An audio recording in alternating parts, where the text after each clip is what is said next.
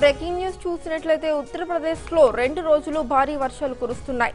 ఉరుముల ధాటికి గంగానది తీరాన 500 ఏళ్ల నాటి రత్నేశ్వర్ మహాదేవ్ ఆలయంపై పెచ్చులు ఊడిపడ్డాయి.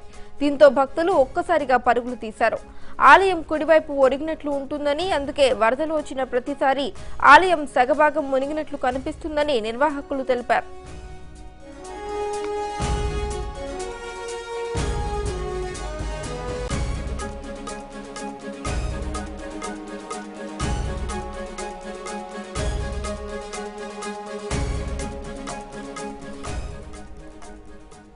ఉత్తరప్రదేశ్లో 2 రోజులుగా భారీ వర్షాలు కురుస్తున్నాయి.